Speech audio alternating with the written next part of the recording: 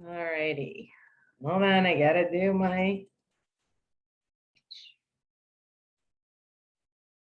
All right. Hopefully you're all seeing the right stuff and we are ready to roll. Ooh, I'm gonna start my timer though, because I occasionally get a little excited and don't stop at 15. So keep an eye on that, Mike. Here we go. This is part 3 of provider resilience, and I'm glad you're all here with me today. Today, we're going to look at reflective gifts. And it's all about me today. I decided to reflect upon the things I learned during the pandemic.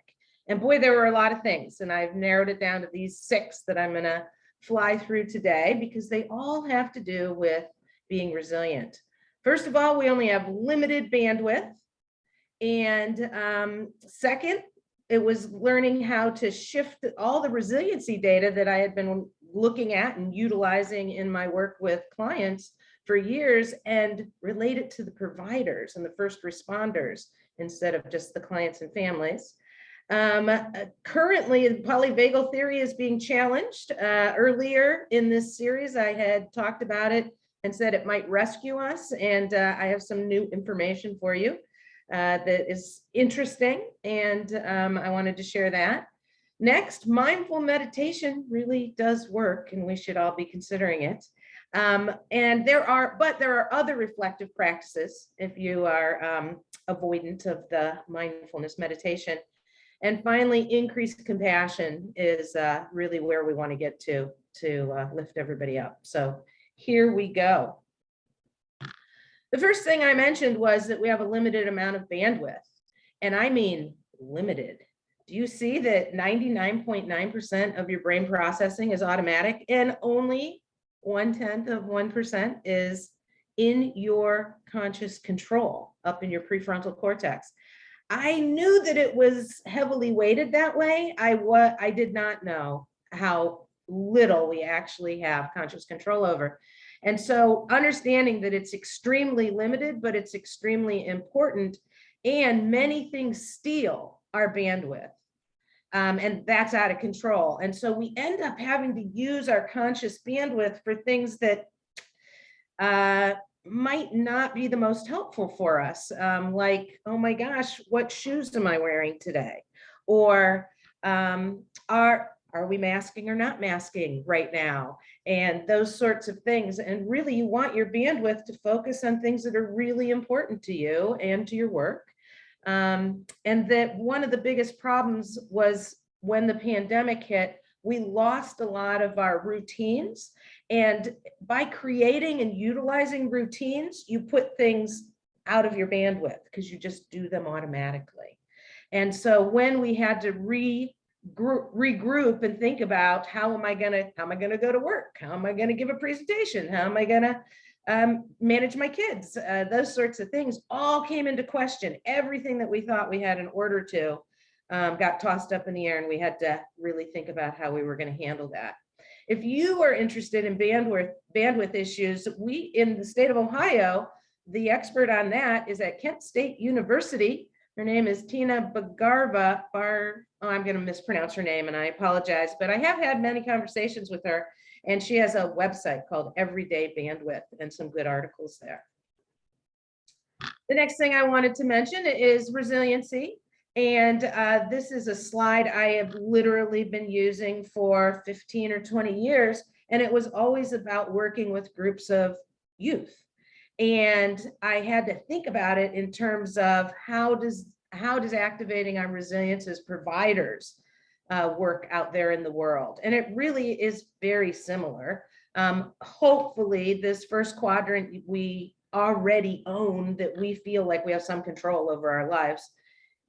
I know that we don't in the midst of a pandemic, but that we don't feel like we're constantly or chronically in danger. And so this should already be somewhat in our control. And if it's not, routine schedules and feelings of normalcy should help you with that. But the other areas are all things that we've leaned heavily into, or I hope you have throughout the last couple of years: being connected with people, improving our competencies and skills, including taking a deep breath, regulating our nervous system, those sorts of things. And finally, contributions. One of the best things about resilience components is that when we help others, when we serve the greater good, and I have to think there's nobody online today who doesn't serve the greater good by our system of care work out there in the world. It releases dopamine, which is a real feel-good neurotransmitter, and helps us feel good about it and want to do more. So activating our own resilience has been a big part of making it through these times.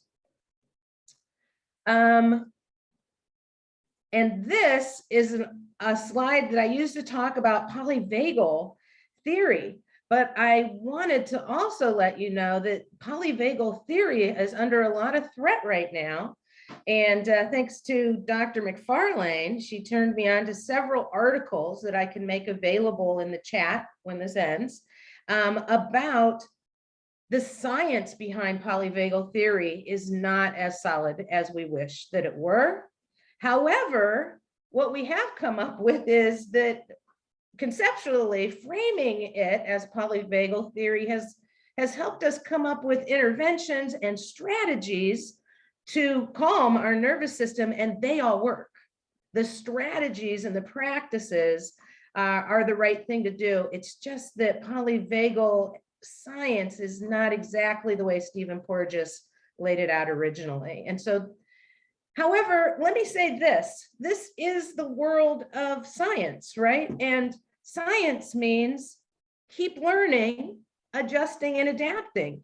This was his early hypothesis, and now it's what's coming through is that the neuroscience that supports it doesn't always follow exactly what he said. And so we need to just lean in and look at what the research and the science is telling us. And so I'm just going to leave you with the idea that connecting with other people, it still is your social network. Connecting with other people and taking care of yourself, the underlying concepts of polyvagal theory, they still are very meaningful and helpful. All right, the next thing I wanted to talk about is meditation. And unlike polyvagal theory, there is a ton of neuroscience research around meditation. And this slide that talks about mindfulness meditation has focused on a psychologist by the name of MSY ECHO. And she has just released a book a couple months ago now with all the research on mindfulness meditation. And what she says on the cover of the book is captivating to me. Find your focus. Does anybody out there feel like your focus hasn't been fabulous? It's elusive even.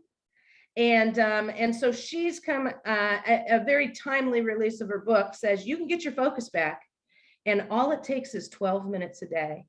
And really, she's just teaching you a version of mindful meditation where you focus your attention. And indeed, it does strengthen your attention and allows you to catch yourself when you're being unfocused and get right back into what you want to focus on. And she's not just talking about science or work or heavy things like data analysis, things like that. She's talking about your kids speaking to you and you space out and then you're like, whoa, what did they want? What did I just agree to? I mean, that's the kind of focus we're slipping up on. And don't you want that back? You want to be present for the people in your life. Check out mindfulness meditation with Dr. ECHO. There are, however, other ways to practice mindfulness and strengthen your reflective resilience. And so we're going to take a quick peek at them. One of them for sure is meditation, and there are lots of versions of meditation and lots of guided meditation out there that you can get to for free. But if you are not a meditator, how about, do you write?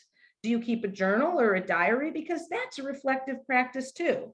And again, if you took 10 to 12 minutes a day and just wrote about your day and your observations and your feelings, that would give you some clarity of mind as well. Not quite as well researched as the meditation, but it is out there for sure. Many people practice and report great benefit from gratitude practices.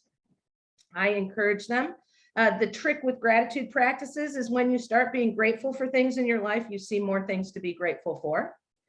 And you see what you're looking for, folks. So start looking for joy and gratitude opportunities. And finally, one of my personal favorites, just because I've been practicing positive intentions for over 20 years now, is start your day thinking about what are my intentions going out into the world? How do I want to be out there? And what do I want to accomplish? I have a personal set. They won't do you any good. They're mine. Personal set of intentions that I say every day of my life, every day when I take a shower. And it's just part of me now. And I think about how am I going out there and what do I want to accomplish? So all of these things are the solution for provider resilience. But you need ways to enact them. I've given you lots of ideas. I still have 4 minutes, by the way. And so one of the meditations that I'm currently using and teaching is called radical kindness. So this has to do with increasing your compassion for people. Only the compassion I'm trying to increase for you is your own. You need to be more compassionate to yourself. And this is another type of meditation. I'm trying to think of the word for it. It's evading me at the moment. But this kind of compassion meditation is also highly researched, and it has a lot of data to support it. The way you do this, and you can all have a PDF handout of these slides so that you can see these, is that you say these statements out loud to yourself with feeling 3 times each statement. So I would say, try this along with me, folks. May I allow myself to be imperfect. May I allow myself to be imperfect. May I allow myself to be imperfect. Take a deep breath and move on to the next one. I'm not going to take the time to go through all of them with you, but it's the same idea as a gratitude practice. When I say that out loud, I'm laying a neural pathway of that statement.